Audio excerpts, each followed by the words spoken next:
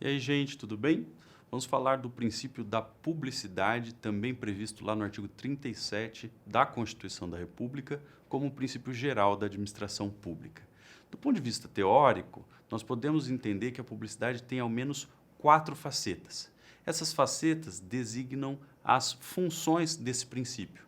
Muitos autores dizem que a publicidade é um princípio instrumental, que ela não vale por si mesma. A publicidade, como difusão ou divulgação de informações, ela serve para outras finalidades práticas. E é por isso que eu defino ou diferencio a publicidade como uma finalidade formal, não é uma publicidade formal para dar validade ou eficácia jurídica a atos, a contratos, a administração e assim por diante. Em segundo lugar, nós podemos falar de uma publicidade educativa, ou seja, a publicidade como difusão de informações ou divulgação de informações para conscientizar a coletividade, para conscientizar a sociedade ou mesmo para divulgar políticas públicas. Isso é muito comum acontecer por meio de cartilhas, por meio de guias que são preparados por algumas entidades da administração pública, tá bom? Em terceiro lugar, nós temos a publicidade de transparência, ou seja, aquela difusão ou divulgação de informações com a finalidade de facilitar as atividades de controle, sobretudo o controle externo e o controle social daquilo que faz a administração pública. E, numa quarta faceta, nós podemos falar de uma publicidade interna, ou seja, da divulgação de informações internamente dentro de uma entidade pública ou de um órgão público, seja com o objetivo de realizar a coordenação de tarefas, com o objetivo de capacitar os agentes públicos, com o objetivo de avaliar as ações e assim por diante. Então, em síntese, publicidade significa divulgação de dados e informações. Essa divulgação de dados e informações tem diferentes utilidades e é por isso que, do ponto de vista teórico, eu gosto muito de classificar a publicidade como publicidade formal, publicidade educativa, publicidade de transparência e publicidade interna. Tá certo? Bom, vamos ver agora um pouco mais do direito positivo, do ordenamento jurídico e como é que esse princípio da publicidade se desdobra em outros mandamentos. Eu diria que das principais expressões ou decorrências da publicidade é a regra da motivação. Motivar nada mais é que explicitar os motivos. Motivar é explicitar os motivos. Motivos do quê? Motivos de um ato administrativo, de um ato normativo, de uma ação da administração pública e assim por diante. Tá bom? Vejam. A motivação é um requisito formal, porque, veja, motivação nos confunde com o motivo, ela é apenas a explicitação, a apresentação formal dos motivos, por isso que ela é um requisito de forma. E esse requisito de forma não é essencial para todos os atos. Os motivos, sim, são essenciais, nenhum ato estatal ou da administração pode ser aleatório, pode ser praticado sem qualquer fundamento. Então, o motivo é um elemento essencial. No entanto, a obrigação ou o dever de explicitar os motivos como requisito de forma não é necessariamente um dever em todas as situações.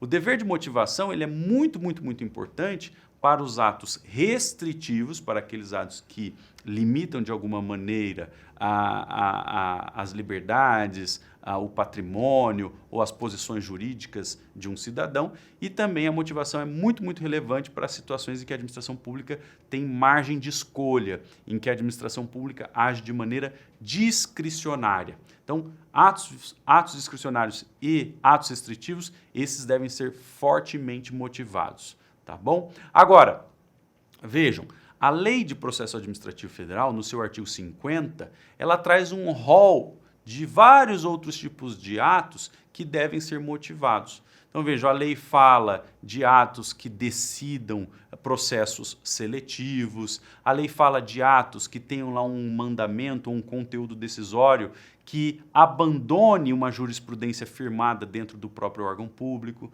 a lei fala de atos de anulação e revogação. Enfim, o artigo 50 ele dá uma lista bastante ampla dos atos mais relevantes né, pelo seu conteúdo de influência sobre a esfera de direitos de um particular, e também, por conta disso, é que esses atos devem ser motivados. Tá certo? Agora, é possível motivar outros atos que não estejam no rol do artigo 50? Sim, perfeitamente. Quase todos os atos podem ser motivados, né? Há algumas situações em que não é possível fazer motivação por fatores externos, por exemplo, atos praticados emergencialmente, não é?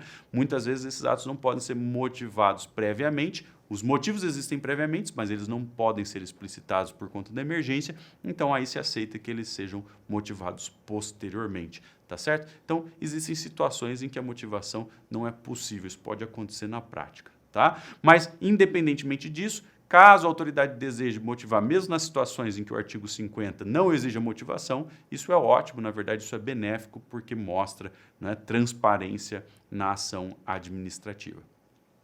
O que deve conter a motivação? Vejam, inicialmente nós temos que incluir na motivação os pressupostos fáticos, os fatos que estão por trás daquela decisão. Qual é o diagnóstico da realidade, né, que exige aquela decisão escolhida, tá bom? Então nós precisamos, em primeiro lugar, indicar os pressupostos fáticos da decisão.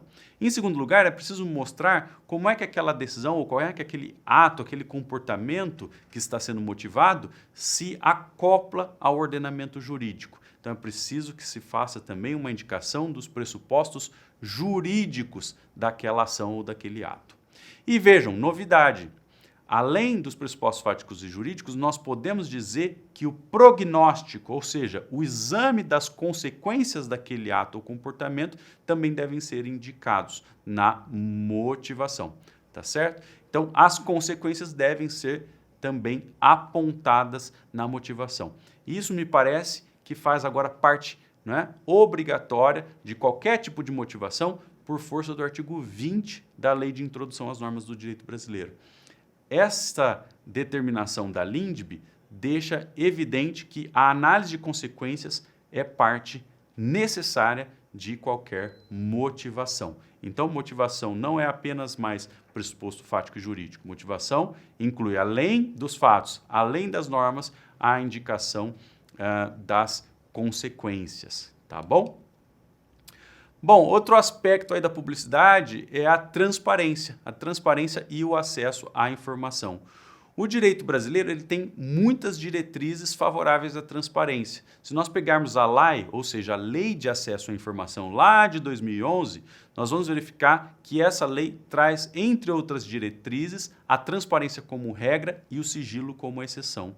Além disso, há a diretriz de divulgação de informações de interesse público a despeito de solicitação, ou seja, a publicidade ativa, a publicidade a despeito de solicitação é uma diretriz geral do nosso ordenamento jurídico. E também vejam que a LAI fala do fomento à cultura de transparência na administração pública como uma diretriz geral. Então, isso significa que a nossa administração se pauta pela transparência como regra geral, ela deve aplicar mecanismos de divulgação ativa independentemente de requerimento, deve favorecer a cultura de transparência e de divulgação de informações. A regra geral não é, portanto, o sigilo, não é, portanto, a obscuridade, não é, portanto, a inacessibilidade das informações. O Estado não pode agir dessa maneira dentro da nossa lógica constitucional democrática, tá bom? Vejam, há vários instrumentos para a defesa desse direito de acesso à informação e desse direito a uma administração transparente.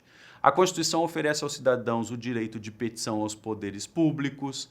A Constituição também oferece aos cidadãos o direito de obtenção de certidões.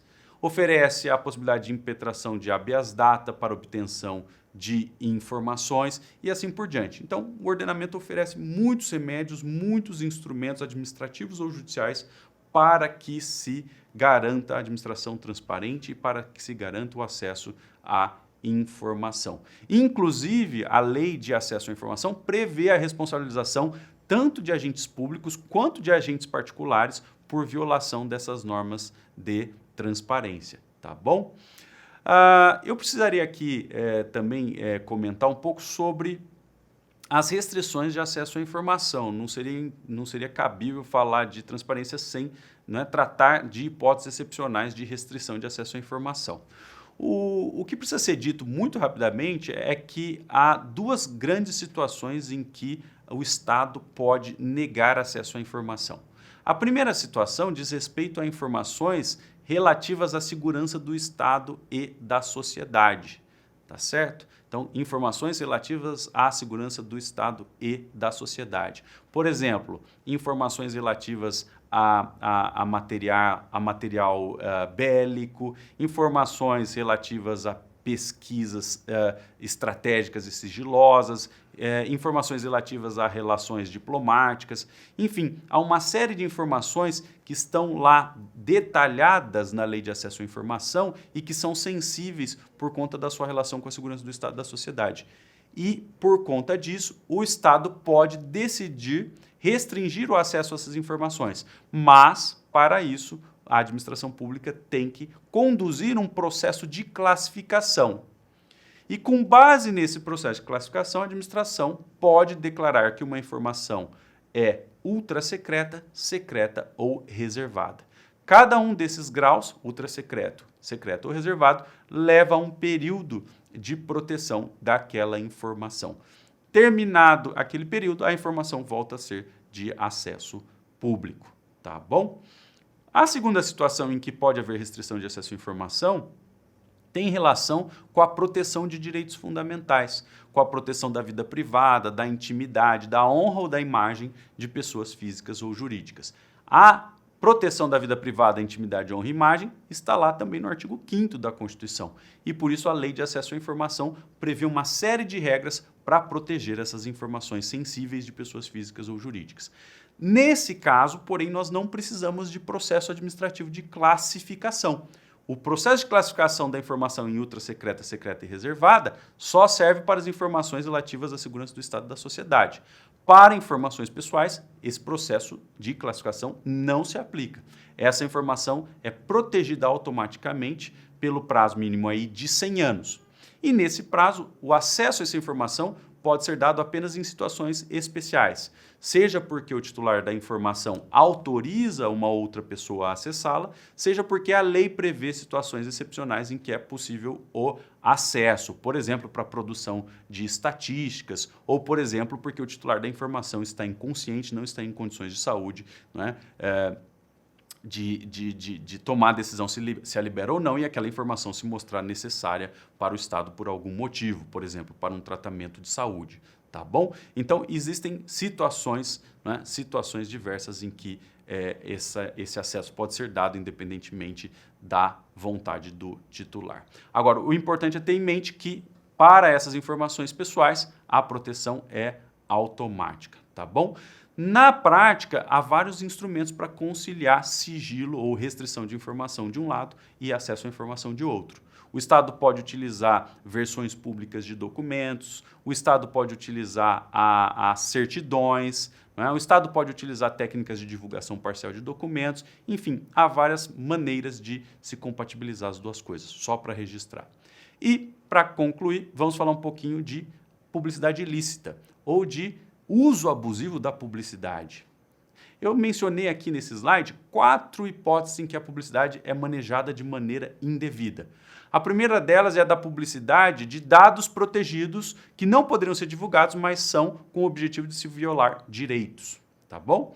Em segundo lugar, nós temos a publicidade autopromocional, aquele agente público que faz a publicidade para se beneficiar, para colher frutos pessoais. Até nesse sentido, eu já mencionei em outra aula o artigo 37, parágrafo 1º da Constituição, que diz que a publicidade de atos, programas, obras, serviços e campanhas de órgão público devem ter caráter educativo, informativo ou de orientação, não podendo conter nomes, símbolos ou imagens que caracterizem promoção pessoal das autoridades ou servidores públicos. É muito importante falar aqui da publicidade autopromocional, porque ainda comum no Brasil, não é, batizar edifícios públicos com o nome de políticos vivos, é muito comum que se faça lá inauguração de obra inacabada, enfim, vários tipos de comportamento que mostram essa publicidade indevida com finalidade autopromocional. Isso não é aceitável. Em terceiro lugar, nós temos a publicidade de dados ou opiniões para influenciar processos decisórios, não é? Muitas vezes uma autoridade ou um governante pode fazer publicidade de dados ou informações no intuito de influenciar uma agência reguladora, uma universidade e assim por diante, isso também é indevido. E em quarto lugar, é inaceitável a publicidade de informações estatais privilegiadas para favorecer agentes de mercado. Pode ser que um agente público tenha acesso a informações privilegiadas e utilize essas informações, por exemplo, informações sobre câmbio, né, informações sobre investimentos públicos, né, utilizando essas informações para beneficiar um ou outro agente de mercado, um agente econômico. Isso, inclusive, constitui ato de improbidade nos termos do artigo 11, inciso 7º da Lei de Improbidade, sem contar aí a possibilidade de se buscar outros tipos de medida repressiva. Tá certo? Então, só para vocês terem uma ideia, listei aqui algumas situações de publicidade abusiva ou publicidade ilícita. E para fechar, deixo de novo as referências. Aí uma tese do professor Wallace sobre transparência administrativa, muito interessante. Um trabalho do professor Marcos Pérez, lá da USP São Paulo, sobre administração pública democrática. E uma obra de comentários à Lei de Acesso à Informação da professora Eneida Desirê, da Federal do Paraná, uma obra excelente aí de comentários a essa lei importantíssima para o princípio da publicidade. Um grande abraço.